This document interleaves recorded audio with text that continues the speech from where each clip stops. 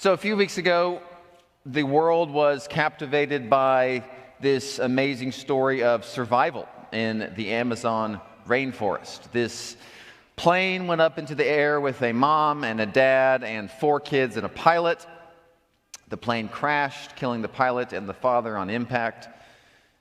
The mother survived for 4 days in the jungle, but then she too passed away, leaving a 13-year-old, a 9-year-old, a 4-year-old, and a 1-year-old. And these 4 kids survived in the jungle for 40 days before they were rescued. They found a source of water. Other than that, they survived on the jungle. They ate various berries and flour they found on the plane, and somehow, some way, they managed to survive. Usually when stories like this happen around the world, we all are glued to the screen or our phones because we want to know how it's going to turn out. We are captivated by stories of survival. This happened several years ago with the Chilean miners, and then a few years after that, it happened with those boys that got stuck in the cave in Thailand. We're just fascinated by stories of survival. Why do you think that is? One reason, perhaps, is that we're drawn to universal stories of the triumph of the human spirit. And so we root for these people to survive. That's one reason we like these stories. Another reason that I think we're drawn to these stories is a little bit deeper. I think that subconsciously many of us realize that we're either currently surviving something or we're going to have to survive something really hard. Now, it might not be 40 days in the Amazon jungle, but we know it's coming. It's the diagnosis, it's the disaster, it's the death, it's the disappointment. Something's coming, and we know we're going to have to survive. And so we're drawn to these stories of survival because they give us hope that we might be able to do the same thing when our day comes. We're in a 3-part short series leading us up to next week called The Story Continues, and each week we're looking at a particular storyline that you can find in the Bible and that you can find on the mission field and that you can find in everyday life. So last week we talked about the story of sacrifice. You give up something you treasure to make someone else's life better. And this week, we're going to take a look at the story of survival. It's all over the Bible, happens all the time on the mission field, and the story of survival is very present in your life and mine as well. Let me begin with the story from the mission field. So, this is Yura Terran, and he is from Ukraine. In his early years of life, he got into drugs, got addicted. In 2014, when there was a skirmish between Ukraine and Russia, which precipitated the war we have now, he was not able to fight in the military because the drugs from his youth had produced some long-lasting health effects, and so he was not fit to serve in the military. However, he has turned around and he's got over his addiction, and he's a faithful follower of Jesus. So fast forward to the spring of 2022. War breaks out in Ukraine. Once again, he's not fit to serve in the military, and so he, along with many other people, flee. And so he moves westward, and he just happens to land in Warsaw, Poland. Warsaw, Poland is not a great place to be a Christian. There's not a lot of Christians there. There's a Church of Christ there that we used to be involved with, but that had dwindled down to 3 people until he showed up.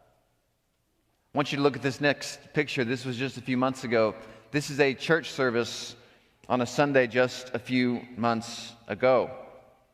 So Yura went in, he started preaching the gospel, and more people started coming to church there. And if you'll show this next picture, this is a beautiful embrace after a recent baptism that they had. So the war and the former drug addict caused a revival in this church. That's one kind of survival. being displaced from your home, finding God wherever you are. And stories like that are inspiring. So now I want you to think about your life. What are you having to survive right now? Maybe your air conditioner just went out and you didn't have the emergency funds saved up, and so you are pinching every penny. You're surviving. Maybe you've got some significant conflict with someone in your family and that you just can't resolve it. Like you've tried, you've had conversations, and now it's just this strange impasse, and you feel it in your heart all the time. You're just surviving. Many people, especially since the pandemic, have gone toe-to-toe with loneliness. And many of you feel that. You can be in a room with a lot of other people but still feel alone. You might just be struggling to survive when it comes to your own relationships. Most of us have some story of survival, or we're trying to get through it. The good news is, if you're a person of faith, it is in our DNA, like it's in our spiritual heritage to be the kind of people which persevere and endure and survive. Like all through the Bible, you've got people that survive things. So Elijah, he survives depression. Joseph survives this very dysfunctional family. Hannah survives infertility. Jonah survives this epic failure in his life. There's a lot of survival stories in the Bible. I'd like to drill down deep into one in particular in the New Testament. So the Apostle Paul, in the book of 2 Corinthians, he writes a lot about suffering, and he opens off the letter with this really interesting story. He doesn't give us much details, but apparently something really bad happened to Paul. And so I'd like to read part of this section from 2 Corinthians. So here's what Paul says. 2 Corinthians chapter 1, verse 8. We do not want you to be uninformed, brothers and sisters, about the troubles we experienced in the province of Asia. We were under great pressure, far beyond our ability to endure. So we don't know exactly what this is. Could be a physical ailment. 2 Corinthians is the same letter where he talks about the thorn in the flesh later in the book, so we don't know what that is either. It could be talking about the same thing from chapter 1. So this could be a physical thing. It could be a disability. It could be just the pain he feels from the lacerations that he received when he was beat. On the other hand, it also could describe some of the troubles that he faced in the city of Ephesus.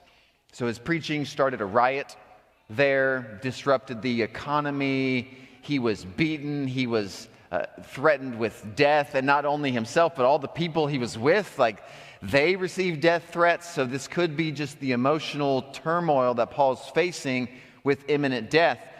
Maybe. But what's clear is that Paul actually is not interested in telling us what happened.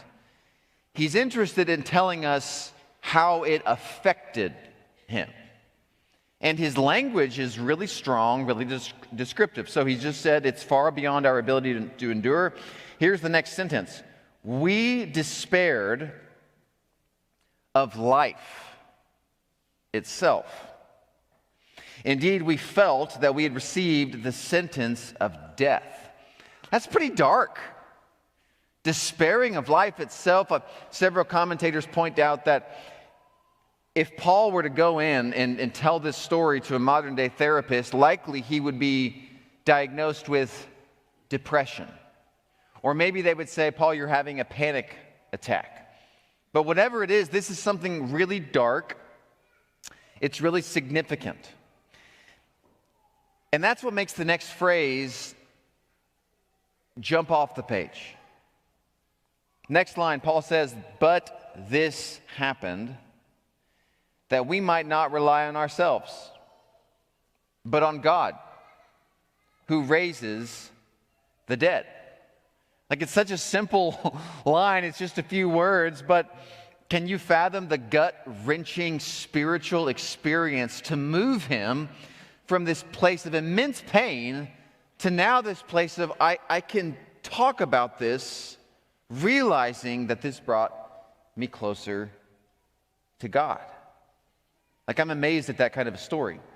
Now, realize Paul's not writing the letter when the event happens. He's writing the letter, we don't know how long, but some span of time afterwards. And so all we know is that something happened, and Paul got to this point where he's like, I don't even want to be alive. Like, I'm despairing of life itself. This is so hard. This is so crippling. I'm so broken that I'm not sure I want to keep living. Like, he's here, and then he's over here saying, you know what? I'm closer to God than I've ever been. This taught me that I was relying on myself, but now I've found this deeper level of intimacy with the Lord because of whatever happened. Like that, I want to be that way.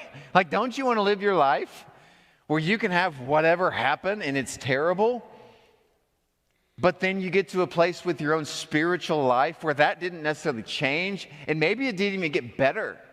Like, we don't read anything in the letter at this point where this is all resolved. We don't read that the pain is gone. We're just learning that Paul's spiritual life is so deep, and he has this relationship with the Lord that's just so vast that he can look back on it and say, you know what, that helped me get closer to God. How do you do that? So here's another thing that really strikes me from it's just like 2 sentences, this story of survival, but it's very striking to me, the stories that Paul didn't tell. So notice there's the event, and then there's the story that Paul tells about the event. So here's several stories that Paul didn't tell. One of them would be this: I did everything right, and it turned out wrong, and that's not fair. Paul could have easily told that story, because up to this point in Paul's ministry, all he's been doing is traveling day in and day out, planting churches and writing letters, which will become later half the New Testament. And he is pouring his whole life, his heart, his ministry, his time, his money. He's just pouring it out to God, giving God everything he has. And then it turns out so bad.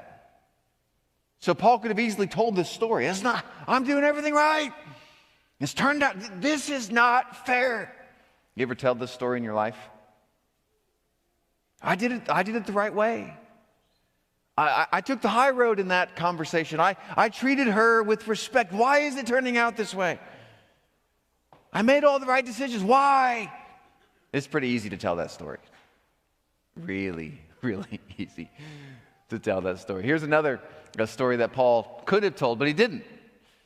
It's the storyline of, if my companions had just carried their weight, then this wouldn't have happened this way. Now again, I don't know what his companions were doing or if that's even part of the story. I just know he could have told that. Let's just say that the people he was traveling with, they didn't carry their weight, and they didn't do what they were supposed to do. Paul could have easily said, well, if Luke had just done what he was supposed to do, and if Demas had just carried out his part of the job, then we wouldn't have been stuck in this mess. You find yourself telling that story? Well, if my son had just listened to what I told him, his life wouldn't have been ruined.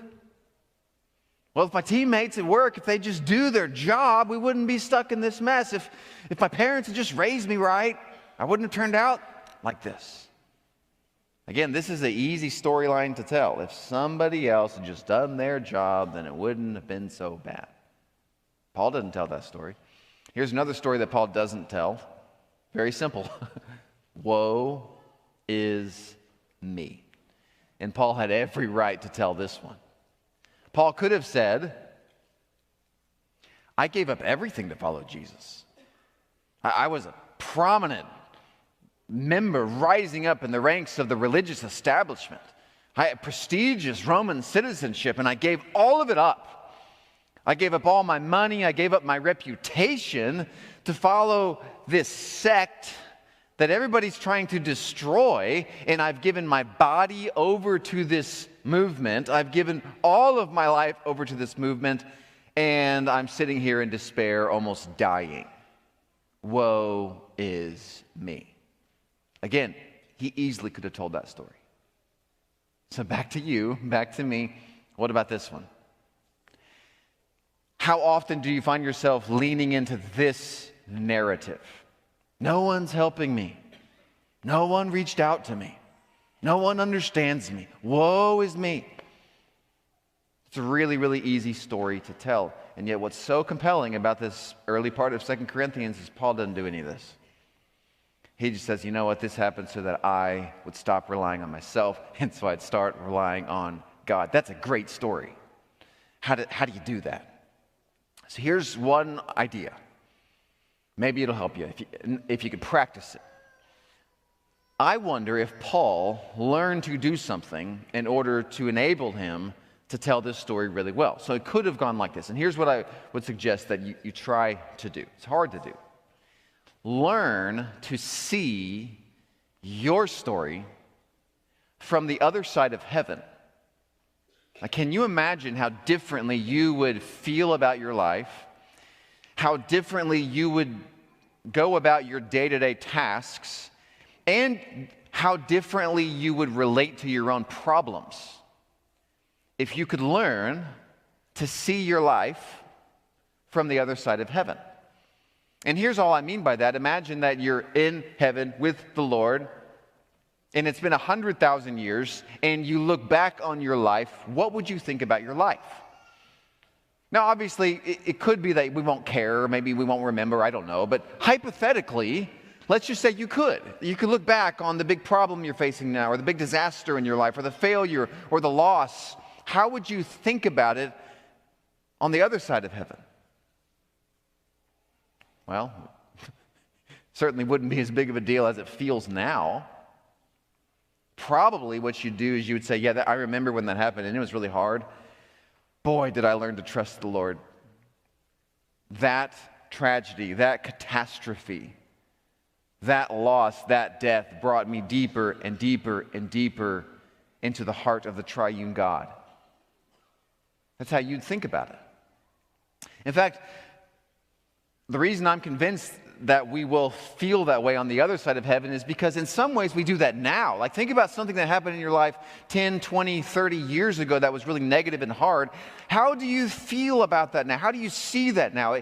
You probably still see it as bad and negative, but it probably doesn't have the emotional pull on your heart now as it did when it was happening. And so what this means is that as time passes, we can, as creatures made in the image of God, we have the capacity to see our stories with grace, with redemption, with perspective. And so all I'm suggesting now is, like, what would it look like if you could learn to practice seeing your life from the other side of heaven? And then the next step would be tell yourself that story. Just learn to narrate your own story through the lens of heaven. I can't think of any other way to describe what's happening to Paul. Something horrible happened. And then he comes over here and he's like, you know what? I'm closer to Jesus than ever before. He's learning to tell a story a certain way. Notice also, Paul, he doesn't get any answers for this. Like, whatever happened wasn't good.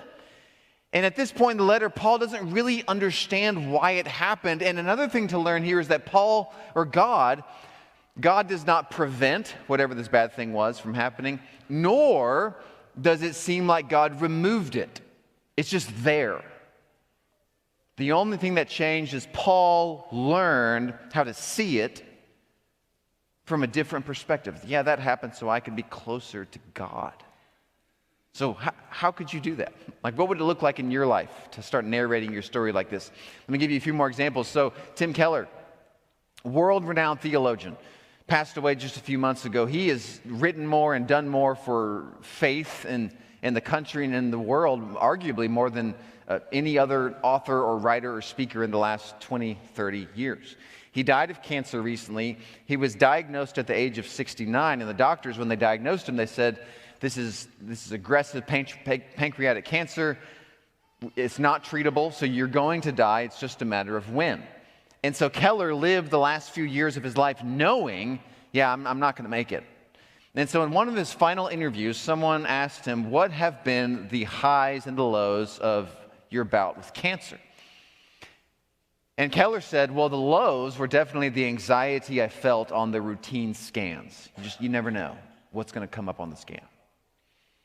He said the high was my prayer life. So look at this quote from Tim Keller. He says, "I would never want to go back to the kind of prayer life I had before cancer." And he goes on in the interview to talk about there is a depth to his prayer life that he accessed because he was on the doorstep of death itself. He didn't celebrate his pending death. He didn't sugarcoat it and say it was good. And he didn't say that he wasn't pain-free. He had immense pain. But what he learned to do is he learned to look at his own pain through the lens of the other side of heaven and say, you know what? This is causing me to draw deeper and deeper and deeper into the heart of God. So let's talk about your life one more time. Here's what I want you to think about. What is a storyline in your life right now that you are consistently describing in negative terms? So this would be the burden that you carry. This would be when you have downtime and your brain floats to whatever you're anxious about. This would be that thing. This would be the thing that you probably complain about to other people a lot. What is that thing in your life? What would it look like to talk about that story in your life from the perspective of heaven? Just start to imagine, what does that even look like? And now imagine over time, if you can start telling the story that way, the way that Paul does, yeah, this is bringing me closer to God. Imagine what that does to your heart over the next year. And now imagine the people in your circle of influence who know you're going through the difficulty. They see you suffer. They know for a fact that you're in pain. They know the relationship's broken. They know that your body's just suffering. What's it going to do to those people? Like, think about the witness you could have if you learn to do what Paul did. Like, think about us. It's 2,000 years later, and we're reading this letter from Paul thinking, how do you do this? We're inspired by a man who learns to tell his story with dignity and perspective. So what would that look like in your life? Final story I want to share from the mission field. Again, great story of survival. Eric Trigestad shared the story with me. So on the screen, you'll see a guy named Dennis Okoth. He's a traveling evangelist in Africa. He has served over 300 churches, and he shouldn't be alive. His story is off the charts. Like, it's crazy what happened to this guy. So, grew up in a village where his dad is the tribal leader of this village, and it's a tribe which practices a form of primitive animism. So a lot of the culture of their village is they're trying to appease the ancestral spirits. Well, Dennis, in his early 20s, comes across a Bible, starts reading it, and starts talking to other people in his village about Jesus. And his dad finds out, and his dad's like, Dennis, you got to stop. We don't talk about Jesus here. But Dennis is like, why? It's really interesting. I want to keep talking about it. So again, this is a village where witchcraft is the norm. So on a fateful day in 1979, the dad has had it. He hires 6 men to take Dennis into the woods and chain him to a tree with a ox chain. And so Dennis is on this tree, and then the father hires this witch doctor to come in with this syringe and inject Dennis with this serum to kill him. It's something like a tranquilizer for a horse is basically what the witch doctor uses. And so Dennis starts convulsing, foaming at the mouth, and these 6 men chain him up, the witch doctor and the dad. They leave him dead in the jungle, and the only problem is he didn't die.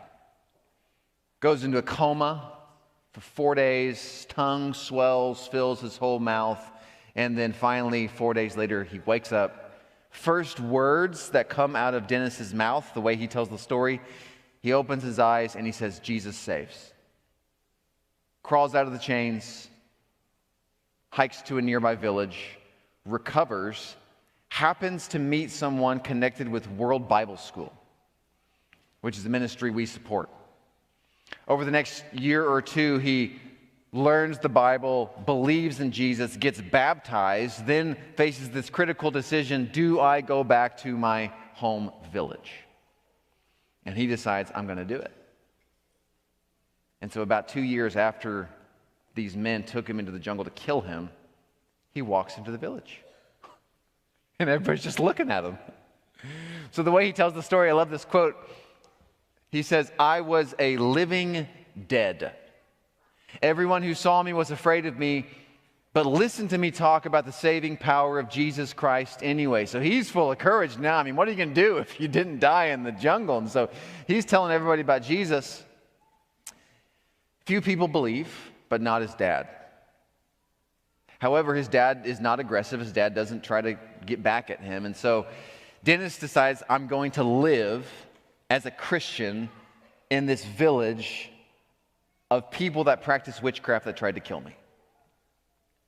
8 years later, he baptizes his dad. Before the baptism, his dad said, "Son, will you forgive me for what I did to you 8 years ago?" And Dennis said, "Oh, Dad, I forgave you a long time ago." Now, how does Dennis get to that point where he's not resentful or bitter towards the father who tried to murder him? You only get to that point if you're living in another story, a better story.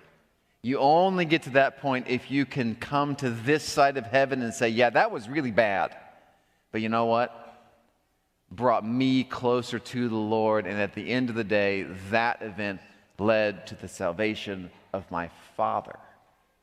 So here's what we're going to do. We're going to sing two powerful songs.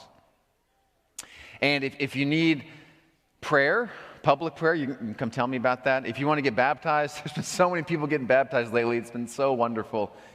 Come tell me about that as well. But if you stay where you are, I want to encourage you to worship and to go ahead and start thinking right now, how am I going to start telling my story of suffering so that it becomes a story of survival?